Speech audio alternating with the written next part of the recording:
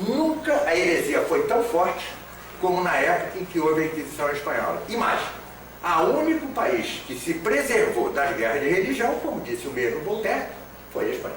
Exatamente por isso. Onde a dureza da reação espanhola à coisa. Mas mesmo assim, eu repito, e só uma coisinha, em 250 anos, 2.000 mortos dentre os condenados. Dentre esses, 1.000 por crimes comuns, tá certo? Assassinato, estupro e uma coisa que o mundo moderno hoje não pode entender, adultério.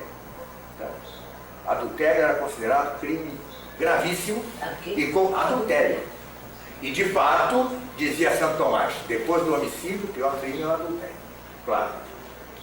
Veja, segundo a doutrina cristã, o corpo da mulher é do marido e o corpo do marido é da mulher. Claro, isto é um roubo gravíssimo, o adultério. É como se fosse um assassinato contra algo. Veja, o matrimônio católico, ele é um sacramento. Tá certo? É mais ou menos como roubar uma hóstia para profanar. O adultério tem uma característica semelhante. Então, ali, bom, desses 2.000, 1.000 eram por crimes comuns.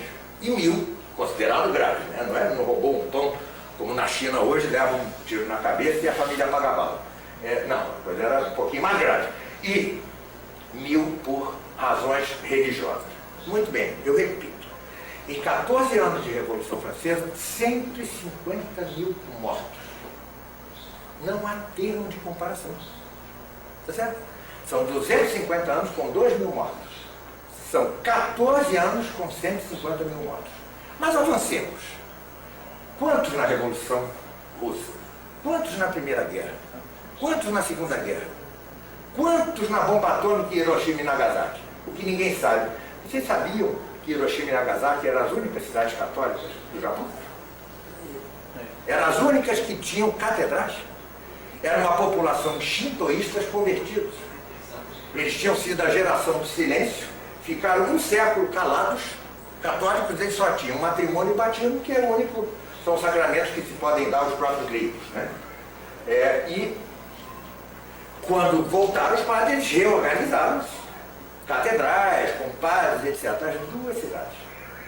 Veja, o século XX, ele tem, segundo o livro Negro do Comunismo, quantos são? 120 milhões só de comunismo.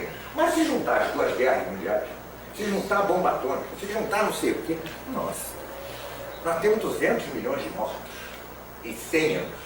Sem contar os abortos. Hein? Sem contar os abortos, né? Sem contar os abortos.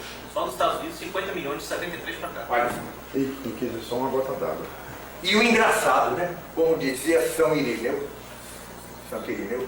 ele dizia assim, olha, o que há de ser homem, homem já é. E o engraçado é que hoje vai destruir o ovo de tartaruga protegido. Você é preso, não é? E mais. Por quê? Porque um ovo de tartaruga, tartaruga será. Ora, isso não vale para o feto humano, para o ovo humano. Não é?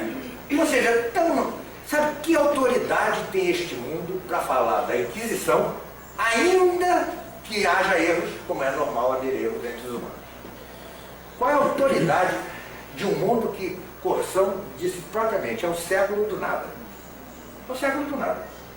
Ou seja, não tivemos nada de bom. Tivemos 200 milhões de mortes, fora os abortos. E como se pode arguir montar museus de tortura da Inquisição? Entendeu? Veja, se a gente não equilibra isso, não sabe aquilatar o tamanho do diabolismo do mundo moderno. Ao mesmo tempo que é o mais cruel dos cruéis, nenhum em seus melhores tempos teria sido capaz de tal, e no entanto ele se arvora em crítico de algo que matou 2.000 pessoas em 250 anos. Ora, isto só pode ser satânico. Só pode. Porque não é possível que as pessoas mais esclarecidas não saibam dessa comparação. Não é possível que os líderes dessa porcaria toda não saibam dessa comparação. E olha, e sabem. E se sabem, impugnam a verdade. Se impugnam a verdade, cometem o pecado contra o Espírito Santo, o pior dos pecados é o pecado satânico, propriamente dito. Não? Muito bem. Qual então a postura do católico no mundo em que nós somos minoria? Minoria mesmo. Não me venham dizer que o Brasil tem 40% de católicos. Isso é uma piada. Não tem. Tem se considerar como batismo, né? foram batizados. Quantos cumprem a lei de Deus? 1% é generosidade. Generosidade. Quantos são capazes de dar toda a sua vida ao fim último do homem? Quantos são capazes de fazer arte em ordem ordenada ao fim último do homem? Quantos são capazes de fazer filosofia ordenada ao fim último do homem? Quantos são capazes de fazer história, ciências sociais, física, biologia? Quantos são capazes de tudo com relação ao fim último do homem? Muito pouco. Então, até onde a vista humana alcança, não é possível uma restauração católica. Tá certo? Agora, isto quer dizer que devemos mudar o discurso? Absolutamente. Ao contrário, é agora. É como dizia São Paulo, que Deus me dê forças para dizer essas coisas até meu último suspiro. Eu vou até o último suspiro, nós temos de até o último suspiro dizer: o certo é que o homem inteiro, corpo e alma, que arte, filosofia, história, cidade, política, tudo se ordene a Deus e sua glorificação. Tudo mais está a serviço do demônio, mesmo que sejamos o último a dizer. Não é isso? Esta é a postura do católico. Por quê? Se começamos a dizer, não, mas como não dá, né? A gente já... Você acaba perdendo a própria fé. A consequência dessas concessões que você faz no plano espiritual é a perda da fé. Você vai concedendo, já não dá, já não dá, já não dá, e não dá e acabou. E você mesmo entra na roda viva do mundo.